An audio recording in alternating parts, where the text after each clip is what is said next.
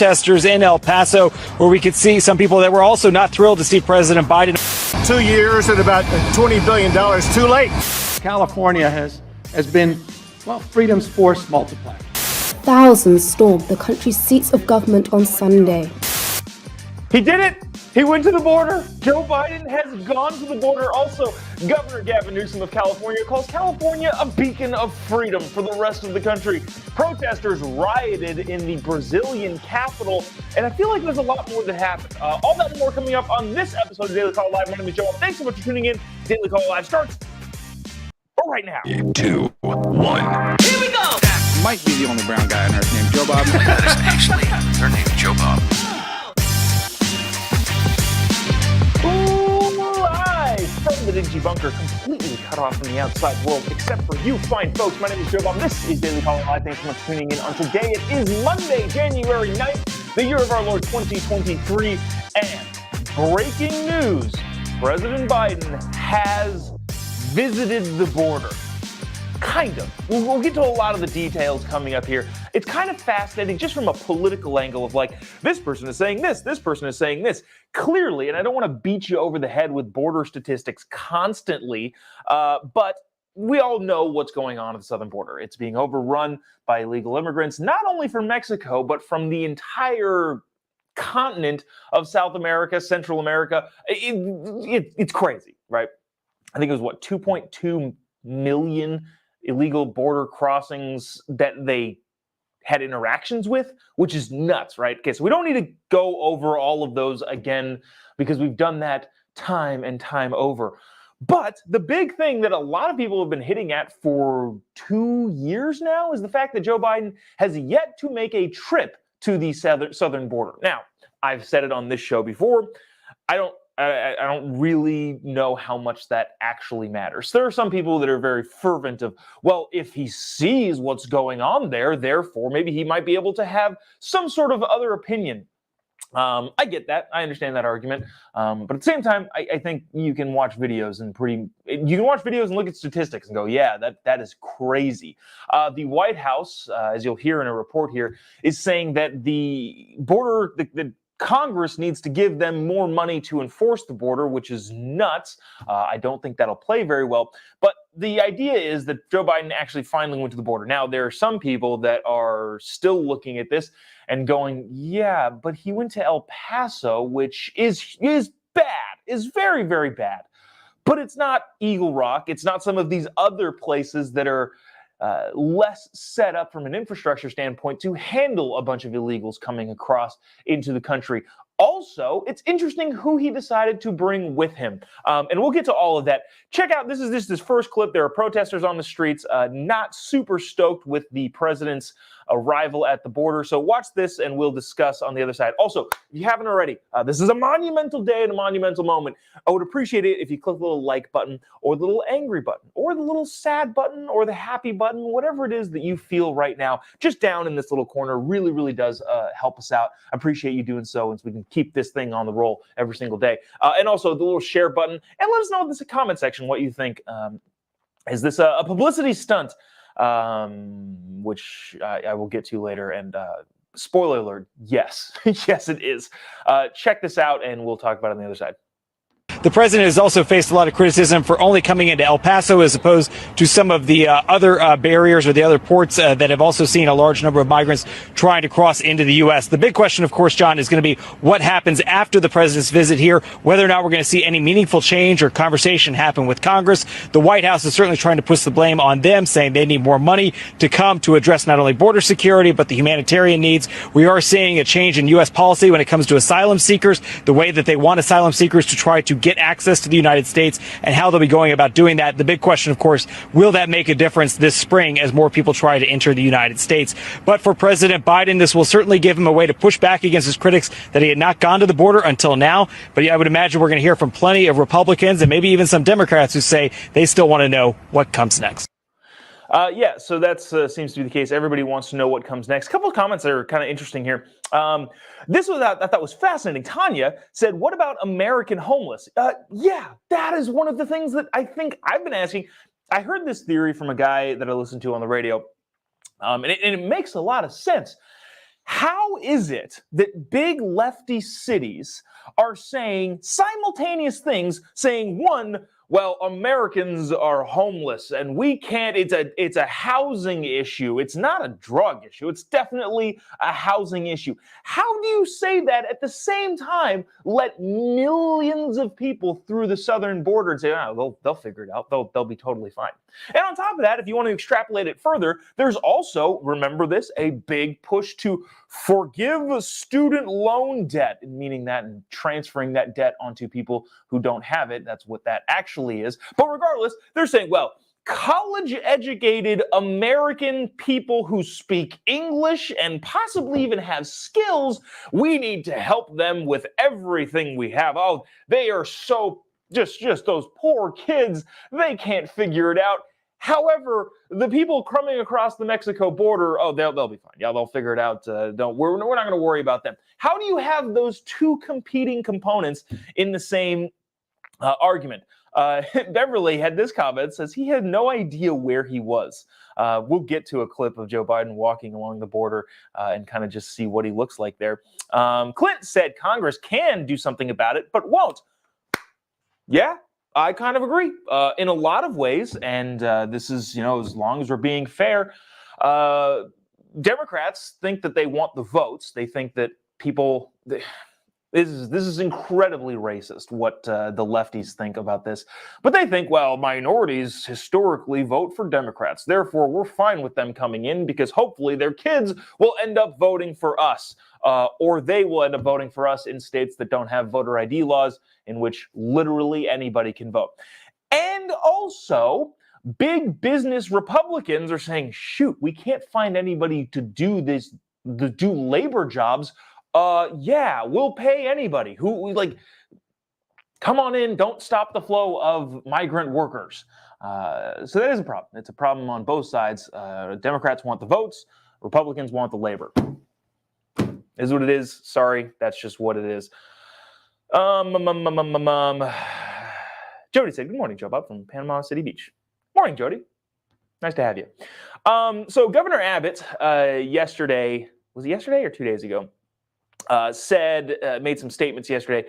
He met President Biden on the tarmac, which is customary. It's not, I can't believe you would talk to this person. No, it's the governor of the state. When the president comes, you go meet the president, which is interesting. Just side tangent here. If you remember, all of the politicians on the Democrat side, when they were running for office in the midterms, who didn't go to Joe Biden's different things. There was a big event in Pennsylvania. I remember Joe Biden was doing a fundraiser in Pennsylvania, and John Fetterman didn't show up because he didn't want to be seen with the president of the United States. Yet the Republican governor of Texas met him on the tarmac, as is customary, and which I think you should do, regardless of who's in office. If the president comes to your state and you're a power-holding official in that state, go meet the president, and then go to the cameras like Greg Abbott did and say this. Wow, that was a great segue, which was ruined by my congratulatory, self-interested segment transition. Anyways, watch this from Greg Abbott. Also, if you haven't already, the like button right down here. Would appreciate it. Thanks. The president who caused the chaos of the border needed to be here. It just so happens he's 2 years and about $20 billion too late.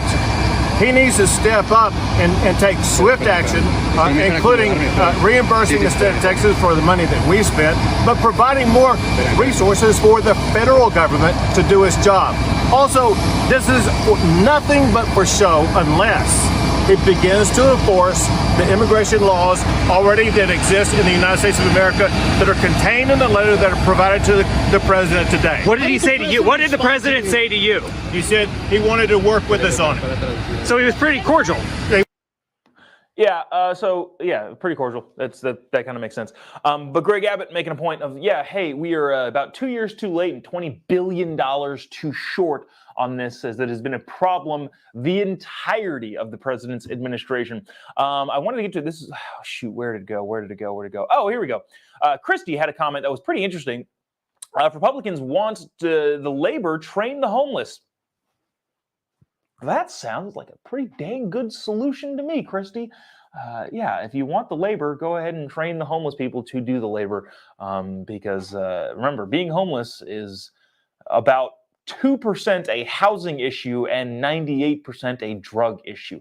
Look at, I'm not going to go off on that. Maybe another time we'll go off on the prisons, the crime, and all of how it's shifted from criminals to drug addicts, and it's just we won't talk about that right now. What I want to get to, though, is this. This is Mayorkas, the Secretary of Homeland. Yeah, I'm like blanking. DHS, Department of Homeland Security. He is that guy, and he is. Is it? I'm sorry. I'm brain farting this morning. Alejandro Mayorkas, the guy in charge of the border, basically in the Biden administration, was on George Stephanopoulos' show, talking about, well, we are doing all of the things that we need to be doing. Watch this, and we will discuss on the other side. Also, by the way, Lynn said, just here for the comments, all caps and an exclamation point.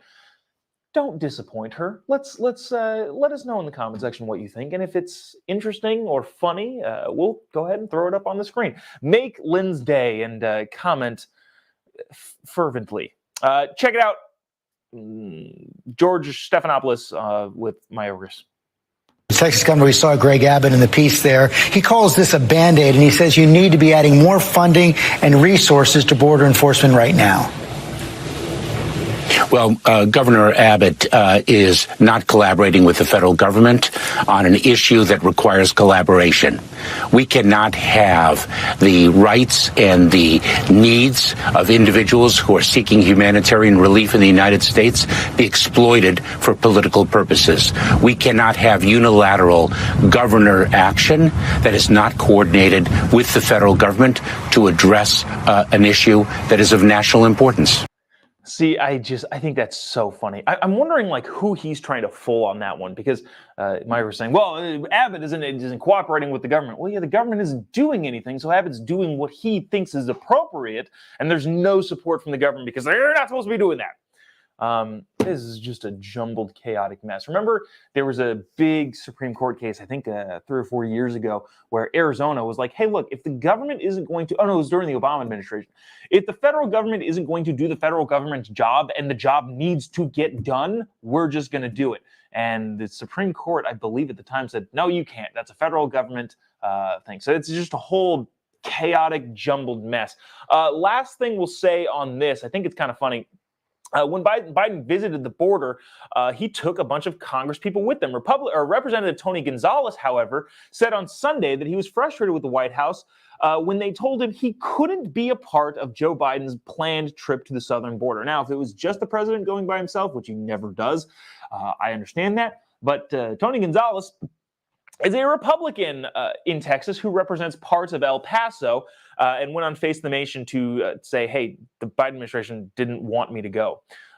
Gonzalez, who said he asked Biden to visit the border 7 months ago, said he didn't know why he wasn't invited. The congressman's comments came shortly after, yada, yada, yada, yada. Members that were invited on the trip were Texas Reps Veronica Escobar, Henry Cuellar, Vicente Gonzalez, all of them Democrats, along with local leaders and yada, yada, yada. But basically, the bottom line is the Republican who represents the area on the border, some of the area on the border, was said, no, you can't come to this. So there's that. Let me see if I think there was any comments here for Dominic says, whatever happened to the laptop? Great question, Dominic. Yeah, dude. Great question. Not necessarily on topic, but we're all thinking the same thing. All right, I want to get to this because I think this is going to matter a lot, especially as we inch closer to the 2024 presidential election. If you've been following this show, I have been saying for the last 2 years that Gavin Newsom is running for president. Gavin Newsom, the governor of California, if you don't know who Gavin Newsom is, has been saying he's not running for president of the United States. But in his inaugural address, he was reelected in California, not surprisingly, and was re-inaugurated in Sacramento over the weekend. He said that California is the beacon of freedom for the country. Again, Gavin Newsom said that California is leading the way in terms of freedom. You're not going to believe this. Watch. Oh shoot, I didn't even have the Chiron on here. It's a Monday. We're slow to start. We're just not getting things rolling as we should. But anyways, yeah, you heard me right. Gavin Newsom, the governor of California, said California is the beacon of freedom for the rest of the country. Watch this and see if you can roll your eyes back as far as I did. You know, in our finest hours, California has been, well, freedom's force multiplier, protecting liberty from a rising tide of oppression, taking root in state houses, weaknesses masquerading as strength, small men in big offices. More than any people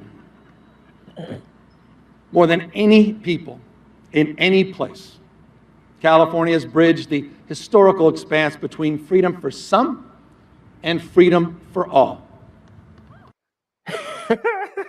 All right. So we can go into all of these specifics. I don't think it's necessary. I think a lot of you watching this have a pretty good understanding of the fact that California is not considered a free state by really anyone.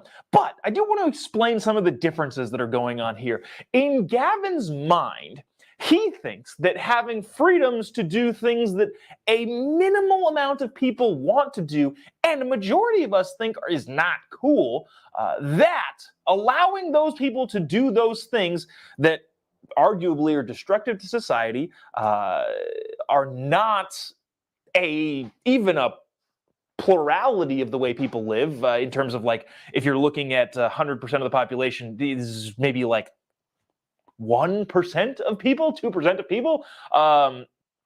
And he's saying that if you're protecting those things, those very, very fringe things, that's freedom. However, closing businesses down and doing all of the things that he and his administration did during the COVID pandemic, things that everybody does, that is just good governance. I don't know. In a lot of ways,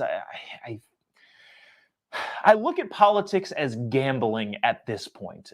And what politicians are doing effectively is betting on how stupid the American people are. That's just the reality of what it is.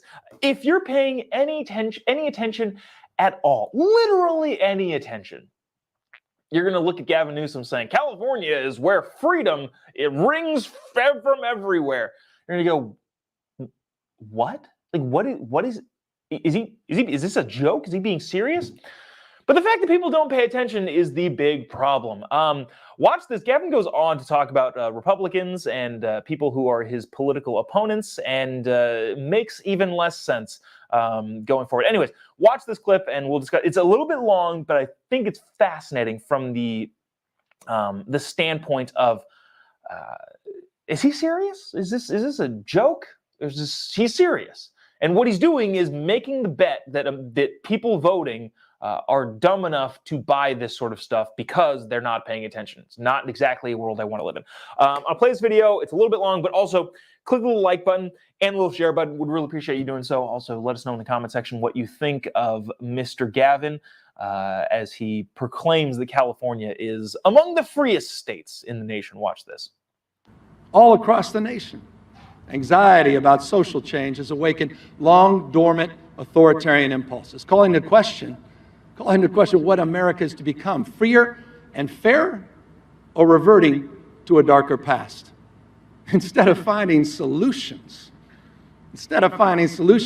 these politicians devoid of any new ideas, pursuing power at any cost, are playing on our fears, our prejudices, and our paranoias. The struggle to be who we ought to be as a nation is difficult, yes, and demanding. And that's why we should be clear-eyed, crystal clear about their aims.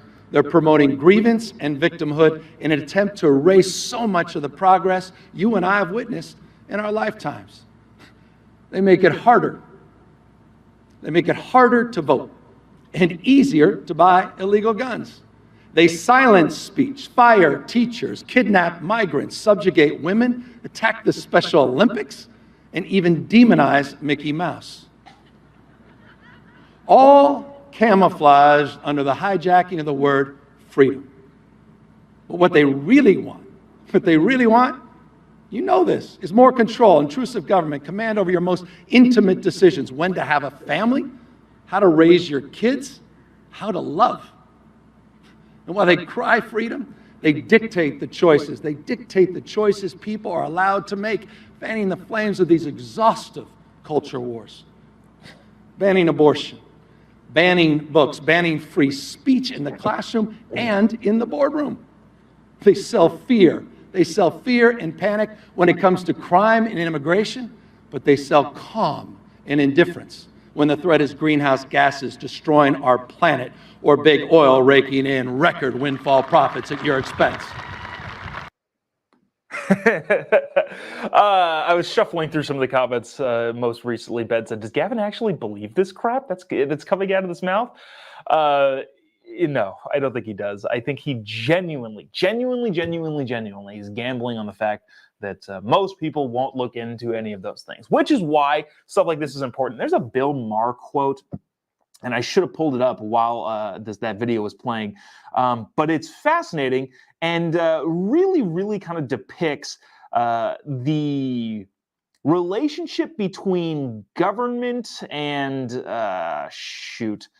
I'm not going to be able to find it because I'm not prepared at all because, I don't know, generally not. But basically, the bottom line is, look, you don't get an option to not pay attention to politics. You can have an opinion. You can have a lefty opinion. You can have a righty opinion. That doesn't really matter. But if you're not paying attention, it makes it easier for liars and cheaters, political candidates, to swindle you into one way or another. That's exactly what Gavin Newsom is betting on. He's betting on the voting populace is too dumb and disinterested and not paying attention to do a minimal amount of research here to either fact check or go against what he says. So that's a classic, typical Gavin. But I don't know, California, freest state in the union, apparently. I want to transition to this really quick before we have to bounce here. Brazilian riots, which, oh my gosh, there's stuff that we didn't even get to. So Kevin McCarthy is now elected to the Speaker of the House, which didn't get a chance to talk about at all because this stuff is happening. A lot of big stories. Biden visited the thing. Governor Gavin Newsom called California the freest state ever. And then Brazilians are rioting through Congress. I'm going to play this. I'm not going to play the entire thing, but this is one of those Reuters clips where they pull videos and then have audio over it and kind of explain what's going on. And I really think those are pretty good. But the bottom line with this and what's happening here is you need good voting practices. If there is and I think what that means in this country, in the United States, and in other countries like we're seeing in Brazil, that means going to paper ballots that are hand counted in front of people. That seems like the only reasonable thing to do. At this point, nobody believes, not nobody, but there's enough people that don't believe the computer machine system for voting to where it's just like, all right, it doesn't matter what side of the aisle those people are on. If it was 25% of Democrats didn't believe the computer systems when Republicans were winning, I would be like, okay, we got to go back to paper ballots. It doesn't matter what side of the aisle you're on. If you lose faith in the election, if a big enough percentage of the population loses faith in the election system, we're all screwed. And that is what you're seeing in Brazil. I'm going to play this clip again from Reuters, and you can kind of see what's going on there. It's chaos. It's not good. Doesn't look pretty, but it's definitely newsworthy. Check this out, and we will discuss on the other side. Dramatic scenes from Brazil's capital where thousands stormed the country's seats of government on Sunday. Supporters of former President Jair Bolsonaro smashed their way into the Supreme Court, Congress and the presidential palace. Crowds of people wrapped in Brazilian flags were seen breaking windows and flooding parts of Congress with a sprinkler system. One official showed the extent of the damage done to his office in the presidential palace. The scenes were a grim echo of the attack on the US Capitol 2 years ago by fans of former President Donald Trump. Many of Bolsonaro's supporters dispute the result of October's election, where he was defeated by Lula da Silva. It's been over a week since the left-wing leader was inaugurated.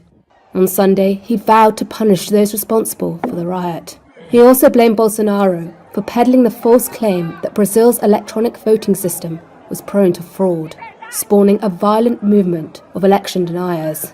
Like true vandals destroying what they found in front of them. We think there was a lack of security, and I wanted to tell you that all those people who did this will be found and punished.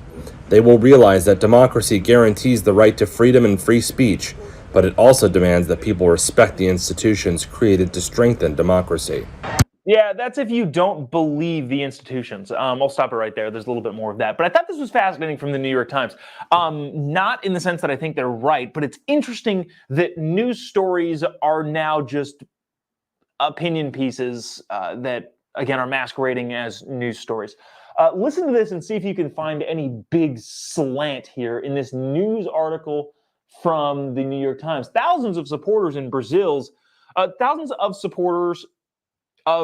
ousted former president Jair Bolsonaro stormed Brazil's Congress, Supreme Court, and presidential offices on Sunday to protest what they falsely claim was a stolen election, the violent culmination of years of conspiracy theories advanced by Mr. Bolsonaro and his right-wing allies.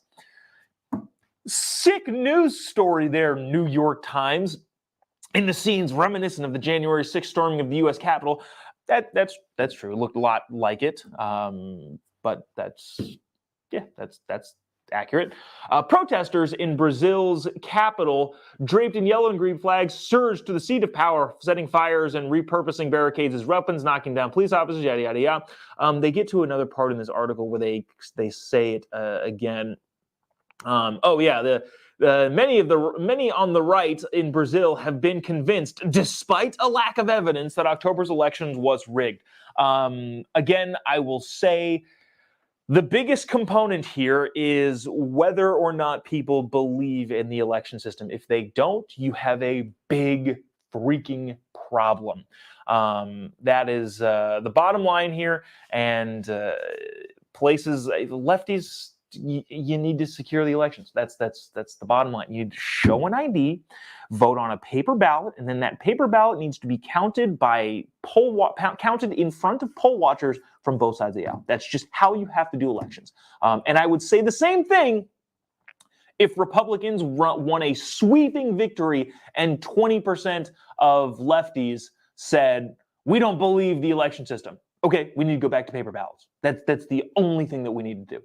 Obviously, we need to do that here in the United States, but this being in Brazil seems like they need to do it also. Wow, some interesting comments here that I don't know that I can bring on, but kind of interesting. Here we go. Marcel just says, the world is going to poop emoji. Yeah, seems to be the case.